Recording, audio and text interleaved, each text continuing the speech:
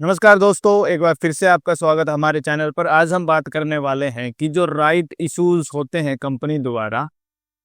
वो क्या होते हैं और किस तरह से वो वर्क करते हैं, किस तरह से उसके अलग अलग टाइप्स हैं। एग्जाम्पल से भी हम समझेंगे। और जो इन्वेस्टर्स हैं, जो शेयर होल्डर्स हैं, उन पर इस चीज़ का क्या प्रभाव पड़ता है, कंपनी ऐसा क्यों करती है और कंपनी के लिए जो इशू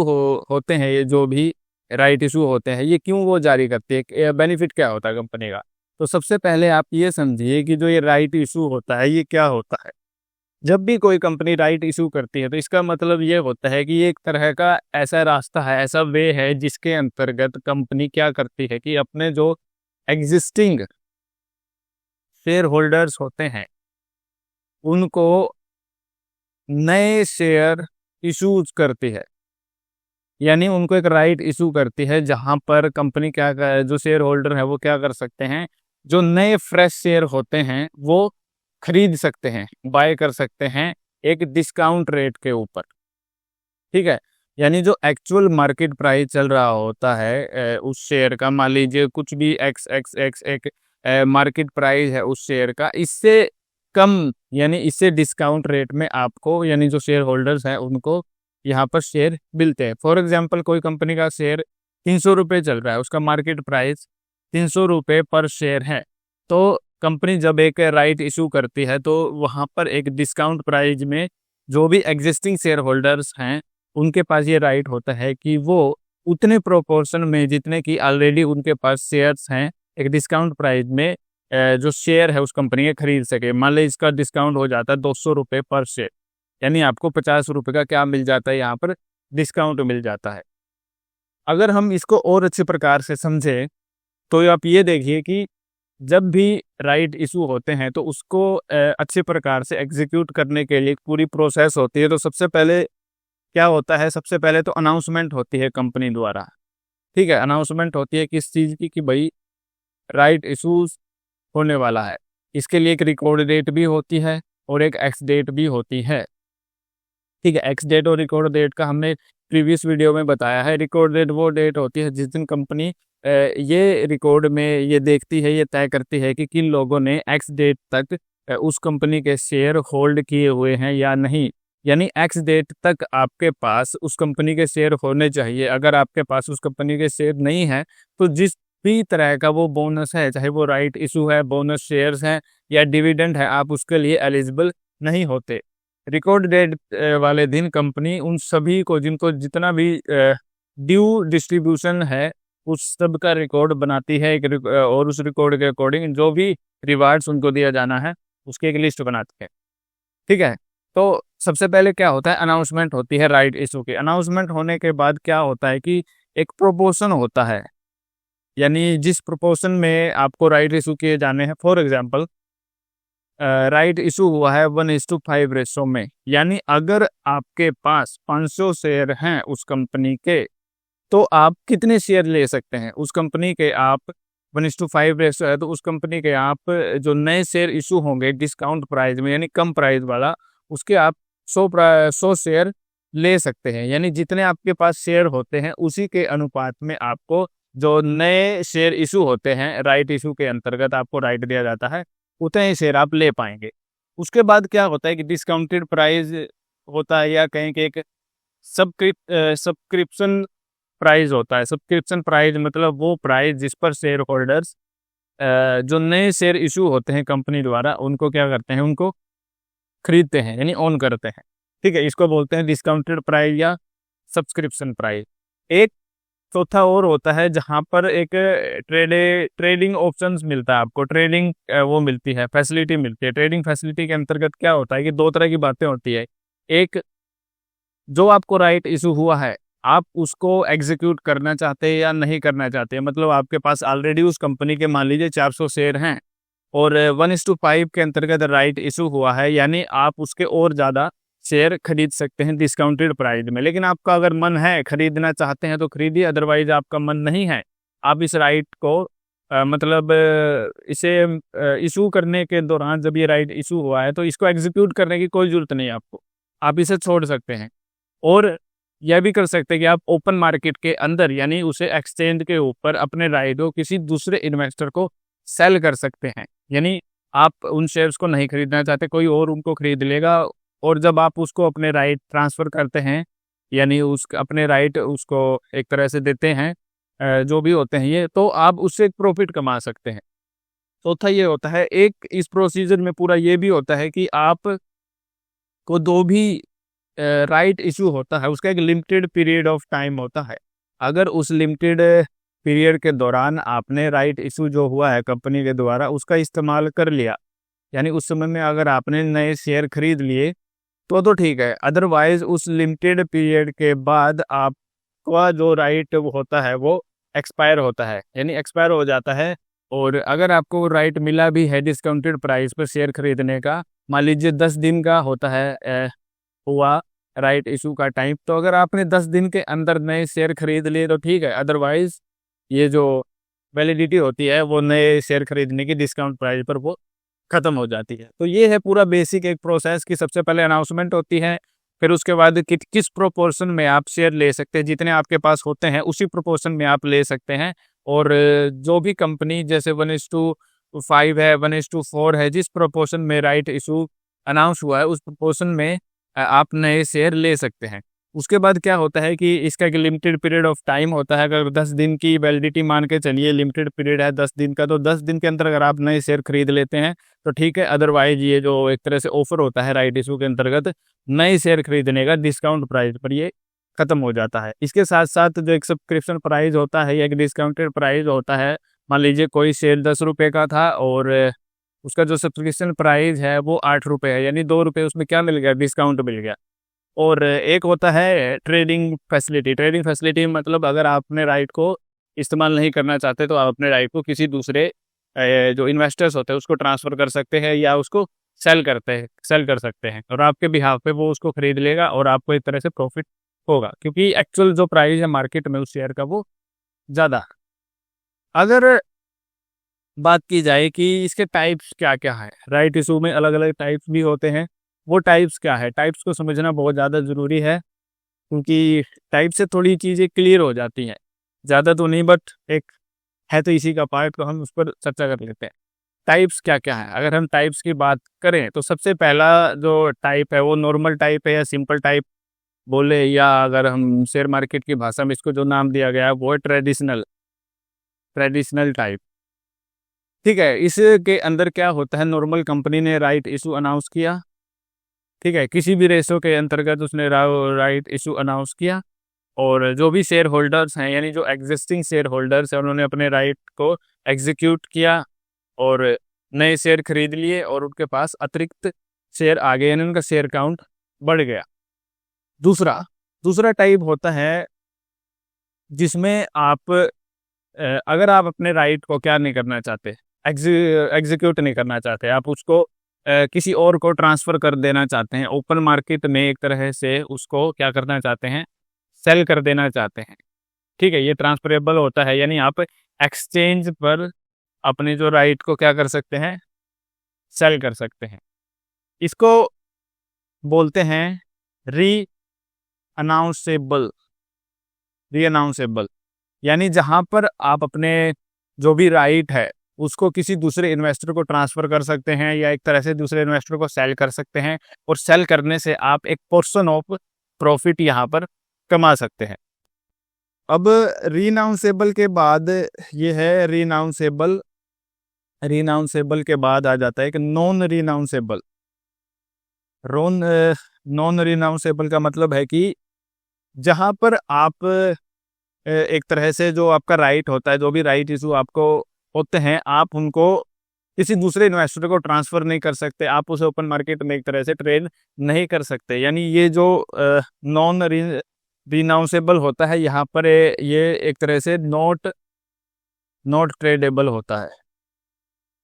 आप इसको किसी दूसरे इन्वेस्टर को ट्रांसफ़र नहीं कर सकते, उसको ये नहीं कह सकते कि भाई तू मेरी जगह इसको खरीद लिया, यानी आप इसको सेल नहीं कर सकते अपने राइट को। ये होता है नॉन रीनाउंसेबल में। चौथा और एक और होता है जहाँ पर कोई बैंक है या कोई भी फाइनेंशियल इंस्टीट्यूशन है, वो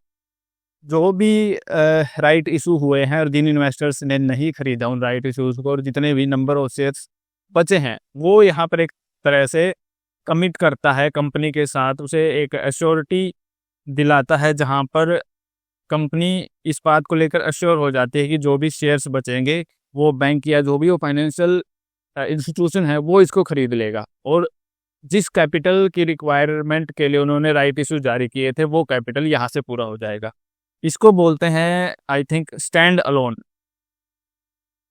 स्टैंड अलोन नहीं बोलते, इसको बोलते तो क्या बोलते हैं, इसको स्टैंड बाय, हाँ इसको बोलते हैं स्टैंड बाय, जहाँ पर कंपनी का जो वो होता है कि ये जो परचेजिंग होती है एक तरह से नए शेयर की, वो स्टैंड बाय पे होती है कि अगर शेयर होल्डर्स ने नए शेयर नहीं खरीदे तो जो भी फाइनेंशियल इंस्टीट्यूशन है वो हमारे शेयर खरीद लेगा, और जो कैपिटल की रिक्वायरमेंट है जिसके लिए हम ये सब कर रहे हैं वो पूरी हो जाएगी। तो ये है अलग अलग टाइप्स। पहला तो ट्रेडिशनल या सिंपल टाइप है, जैसा वो होता है कि राइट इशू किए और जो भी शेयर होल्डर है उन्होंने खरीद लिए। एक होता है रिनाउंसेबल, जहाँ पर जो शेयर होल्डर्स होता है वो अपने राइट को दूसरे इन्वेस्टर को सेल कर सकता है, ओपन मार्केट में उसको ट्रेड करवा सकता है। तीसरा होता है नॉन रिनाउंसेबल, जहाँ पर वो अपने राइट को अगर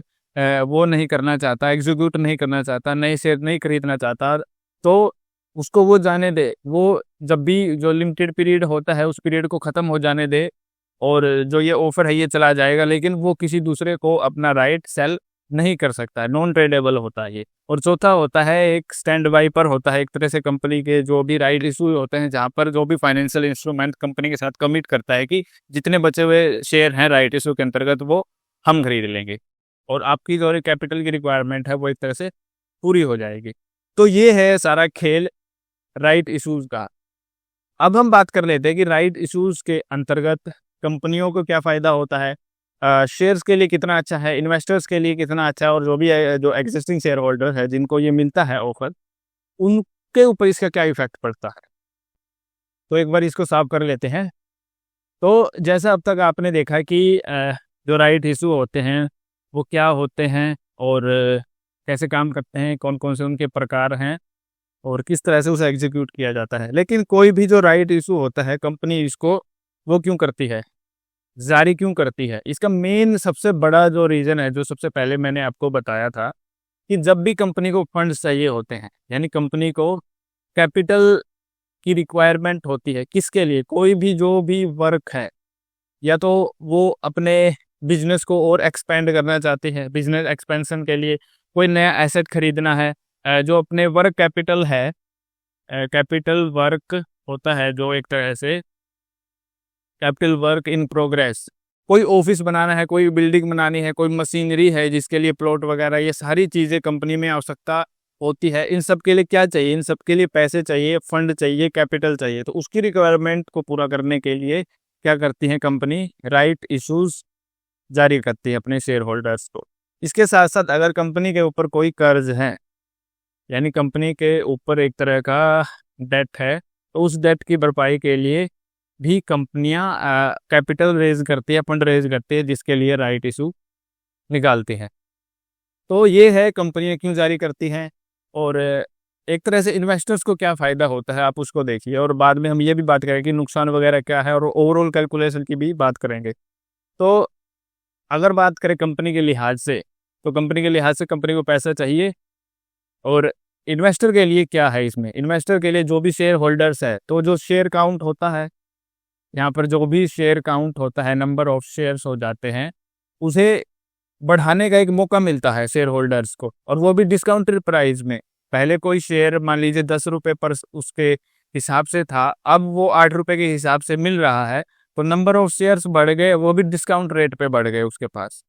और जब नंबर ऑफ शेयर्स उस कंपनी के उसमें बढ़ते हैं तो एक तरह से प्राइस में डाइल्यूशन देखने को मिलता है। यानी पहले जो चीज़ 10 रुपये के हिसाब से थी, अब वो क्योंकि 8 रुपये के हिसाब से नए शेयर मार्केट में आए हैं, तो एक तरह से एवरेज निकलेगी, तो जो प्राइस होता है ओवरऑल कंपनी के शेयर का वो डाउन तो आता ही आता है। ठीक है, तो इन्वेस्टर्स के लिए तो ये अच्छा है कि नंबर ऑफ शेयर बढ़ जाते हैं, और कंपनी में एक जो हिस्सेदारी है उसको और ज़्यादा अपने प्रपोर्शन को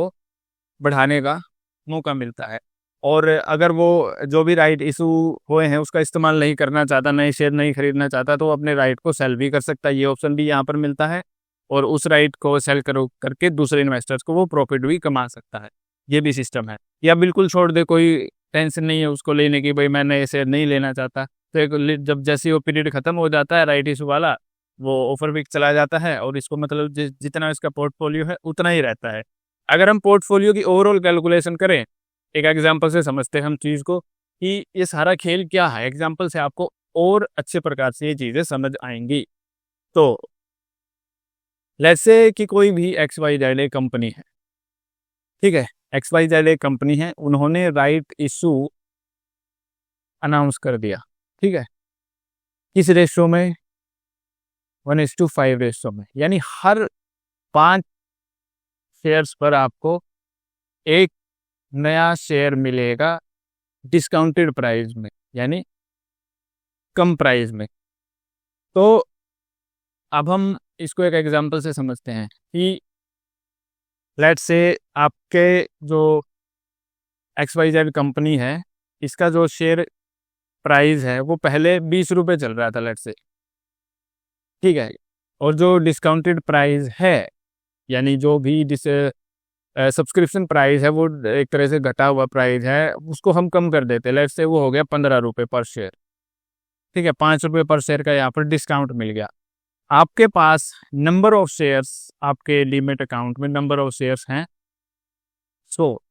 ठीक है, तो क्योंकि 1:5 रेशो का क्या जारी हुआ है, राइट इशू जारी हुआ है, तो हर 5 शेयर पे आप एक शेयर खरीद सकते हैं। तो 100 को अगर हम 5 से डिवाइड करें तो एक्स्ट्रा शेयर आप कितने खरीद सकते हैं, 20 नए शेयर खरीद सकते हैं आप, किस प्राइस के ऊपर, 15 रुपये के हिसाब से। तो आप अब ये देखिए कि पहले आपके जो पोर्टफोलियो की वैल्यू कितनी थी, आपके पास शेयर हैं 100, पहले प्राइस कितना था 20 रुपये, तो आपके पोर्टफोलियो की ओवरऑल वैल्यू कितनी रहेगी, 2000 रुपये, ठीक है, यानी हर शेयर आपको 20 रुपये मिल रहा है। अब क्योंकि जो शेयर है वो 15 रुपये का मिल रहा है, ठीक है, और आप अतिरिक्त कितने शेयर खरीद सकते हैं, 20 शेयर, ठीक है, यानी टोटल आपने 20 शेयर के लिए कितने रुपए खर्च किए, 300 रुपये, 15 दूनी 30, 300 रुपये आपने अतिरिक्त खर्च कर दिए। तो अब आपके पोर्टफोलियो की वैल्यू कितनी होगी, तो आपके नंबर ऑफ शेयर्स कितने हो गए, सबसे पहले तो ये देखिए कि नंबर ऑफ शेयर्स पहले 100 थे, उसमें और 20 ऐड हो गए, तो टोटल नंबर ऑफ शेयर हो गए 120, ठीक है। अगर 120 शेयर हैं और एक्स्ट्रा आपने 300 रुपये और दिए हैं, तो टोटल आपने कितने खर्च कर दिए, 2000 प्लस 300, तो टोटल आपके पोर्टफोलियो की वैल्यू अब एक तरह मतलब आपका खर्चा इतना हो गया। अगर हम इसको डिवाइड कर देते हैं 120 से, ठीक है, अगर हम इसको डिवाइड कर देते हैं 120 से, तो जो ये प्रोपोर्शन आएगा वो जो एक्चुअल जो प्राइस है ये वाला, इससे कम आएगा, ठीक है। इसको हम डिवाइड करके देखते हैं एक बार, ये 1 0 से 1 0, 12 दूनी 24 और 1 24 11, 12 25 60, 19 10 15 108,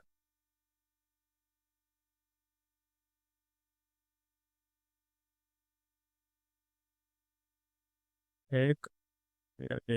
यानी इसका कुछ एक्स एक्स वाई प्राइस होगा, यानी 19 रुपये और कुछ पैसे का एक शेयर आपको पड़ेगा यहाँ पर। अगर टोटल कैलकुलेशन के हिसाब से देखा जाए तो आपके प्रोफाइल के अंदर, यानी आपके पोर्टफोलियो के अंदर नंबर ऑफ शेयर्स क्या हुए हैं, बढ़ गए हैं। पहले 100 थे, 100 रुपये के हिसाब से आपने 2000 रुपये आपके पोर्टफोलियो की वैल्यू थी, अब 120 हो गए हैं। 20 रुपये के हिसाब से अगर आपने खरीदे होते तो अभी आपके पोर्टफोलियो की वैल्यू होती 2400 रुपये, लेकिन क्योंकि यहाँ पर डिस्काउंट मिला है तो आपके पोर्टफोलियो की वैल्यू अब कितनी हो गई है, 2300, ठीक है। वैसे होती 2400, लेकिन अब कितनी है, 2300, 100 रुपये का यहाँ पर आपको एक तरह से डिस्काउंट अपने पोर्टफोलियो पर मिला है। मैं जनरल एक एग्जांपल ले रहा हूँ, 100 शेयरों का, लोगों के पास तो 10-10 हज़ार होते हैं। तो अब जो शेयर पहले 20 रुपये का पड़ रहा था, 2300 रुपये के हिसाब से 120 से जब हम इसको डिवाइड करते हैं तो 19 रुपये और कुछ पैसे यहाँ पर आपको शेयर पड़ता है, यानी आपके अकाउंट पोर्टफोलियो में जो शेयर्स हैं, आपने नए शेयर भी खरीद लिए और आपको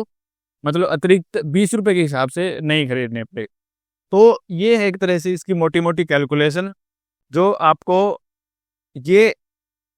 अपॉर्चुनिटी देती है कि आप अपने जो शेयर्स हैं अकाउंट के अंदर, पोर्टफोलियो के अंदर, उनको बढ़ा सकते हैं और डिस्काउंट प्राइस के अंदर बढ़ा सकते हैं। तो फायदे तो आपने एक तरह से इसके देख लिए, ठीक है। तो कुछ नुकसान भी होंगे इसके। अगर हम नुकसान की बात करें और प्रैक्टिकली बात करें, तो जब कंपनी क्या कहती है, राइट इशू जारी करती है, ठीक है, राइट इशू जारी करती है, ये जो चीज़ है ये एक तरह से बोनस नहीं है, बोनस नहीं है, रिवार्ड नहीं है। अगर हम प्रैक्टिकली बात करें, ठीक है, जैसे बोनस इशूज होते हैं, बोनस शेयर्स होते हैं, डिविडेंड होता है, स्टॉक स्प्लिट होते हैं, ये रिवार्ड होते हैं, एक तरह से इनाम होते हैं जो कि कंपनी अपने शेयर एग्जिस्टिंग शेयर होल्डर्स को देती। लेकिन राइट इशू अगर हम बात करें तो राइट इशू क्या होता है, राइट इशू के अंदर कंपनी को क्या चाहिए, फंड्स, यानी कंपनी के पास फाइनेंशियली, अगर जो इन्वेस्टर्स देखेगा कोई भी, वो ये सोचेगा कि कंपनी की जो फाइनेंशियल हेल्थ है वो पुअर है, ठीक है, कंपनी फाइनेंशियली कमज़ोर है, उसको कैपिटल चाहिए अपने जो भी वर्क प्रोग्रेशन है या जो अपने भी ऑपरेशंस हैं उनको पूरा करने के लिए, अपने आप को और ज़्यादा एक्सपेंड करने के लिए। तो एक इन्वेस्टर ये सोचता है कि उसने राइट इशू जारी किया है क्योंकि उसके को पैसे चाहिए कंपनी के लिए, ठीक है। तो ये एक नेगेटिव सिग्नल कई बार हो सकता है मार्केट के अंदर। दूसरा, जब कोई भी शेयर, मान लीजिए पहले कोई शेयर 200 रुपये का था, अब वो डिस्काउंटेड प्राइस पर जो शेयर इश्यूज हुआ वो 200 रुपये का हो गया, यानी पहले जो शेयर 250 रुपये का था वो 200 रुपये में मिलेगा। तो कंपनी के पास मान लीजिए एक्स एक्स एक्स इतने नंबर ऑफ शेयर थे। अब क्योंकि जो नए शेयर उसमें ऐड हुए हैं वो डिस्काउंटेड प्राइस पर मिले हैं, तो अगर एवरेज निकाली जाएगी इन सब शेयर की प्लस ये जितने भी नए शेयर ऐड हुए हैं उनके साथ, तो क्या होगा, प्राइस में डाइल्यूशन देखने को मिलेगा। यानी एवरेज निकाली जाएगी तो पहले जो प्राइस 250 रुपये के हिसाब से था, अब नंबर ऑफ शेयर जोड़ने के बाद उसमें क्या हुआ, डिक्लाइन होगा प्राइस। तो जैसे ही राइट इशू जारी होते हैं कई बार देखने को मिलता है कि जो कंपनी का मार्केट प्राइस होता है उस शेयर का वो डिक्लाइन होता है, यानी वो घट जाता है कुछ समय के लिए। और अगर अच्छी प्रकार से इसको एग्जीक्यूट नहीं किया जाए तो आगे जाकर भी जो शेयर में गिरावट है वो जारी रहती है। मार्केट सेंटिमेंट इसको नेगेटिव एक पॉइंट की तरह लेते हैं और कंपनी के जो शेयर में वो डिक्लाइन जारी रहता है। लेकिन अगर कंपनी इसको अच्छी प्रकार से करे, सारी चीज़ों को बिल्कुल अच्छी प्रकार से करे, तो उसके पास फंड भी जुटा हो जाता है, मतलब वो फंड जुटा लेती है। और जैसे ही राइट इशू होता है थोड़ा सा डाइल्यूशन आता है प्राइस के अंदर, थोड़ी सी कमी आती है, तो कुछ समय बाद दोबारा से शेयर चलने लग जाता है और इसको एक पॉजिटिव वे में मार्केट लेना स्टार्ट कर देती है। तो दोनों ही तरीके हैं, इन्वेस्टर इसको किस हिसाब से देखता है और एक्चुअल में कंपनी के ओवरऑल जितने भी वो हैं फाइनेंशियल्स हैं उसकी सिचुएशन कहती है कैसी है, ये भी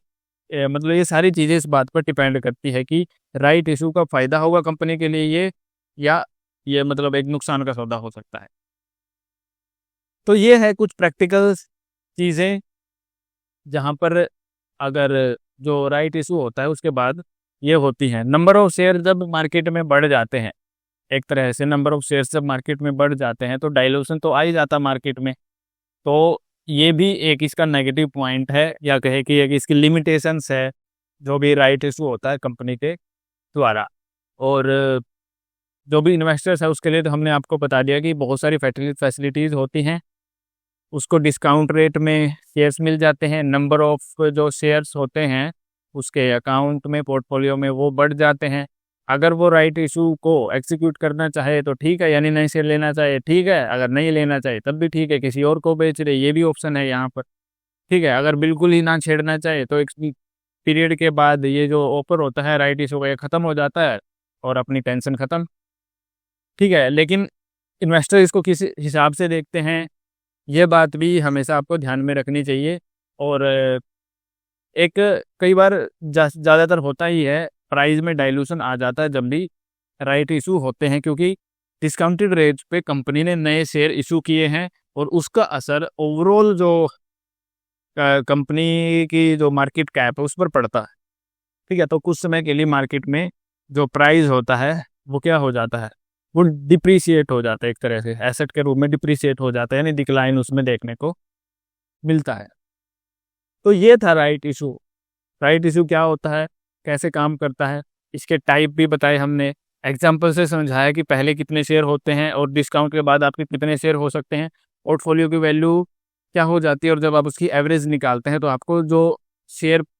पहले जो एक्चुअल वैल्यू उसकी मार्केट प्राइस में होती है उससे आपको कम पड़ता है। कई बार ऐसा होता है कि जब राइट इशू जारी होते हैं, मार्केट प्राइस स्टेबल होते हैं बल्कि बढ़ रहा होता है, तो ऐसी कंडीशंस में इन्वेस्टर्स होते हैं या जो भी एग्जिस्टिंग शेयर होल्डर्स होते हैं, उन्हें तो और ज़्यादा डिस्काउंट में नए शेयर मिले तो उनको प्रॉफिट भी होता है, तत्काल प्रॉफिट भी होता है। और कई बार ऐसा होता है कि मार्केट में ऑलरेडी शेयर प्राइस गिर रहे होते हैं, राइट इशू होता है, और जब भी जो एग्जिस्टिंग शेयर होल्डर्स हैं वो उसको खरीदते हैं तो उन्हें कुछ समय के लिए वो भी देखने को मिलता है, अपने पोर्टफोलियो में नेगेटिव साइन भी देखने को मिलता है, क्योंकि प्राइस शेयर का गिर रहा था, ऊपर से राइट इशू हो गए, डिक्लाइन डाइल्यूशन आ गया प्राइस में, तो उससे भी एक तरह से लॉस देखने को मिल सकता है। तो ये कुछ प्रैक्टिकल बातें हैं जिनका आपको ध्यान में रखना होता है, और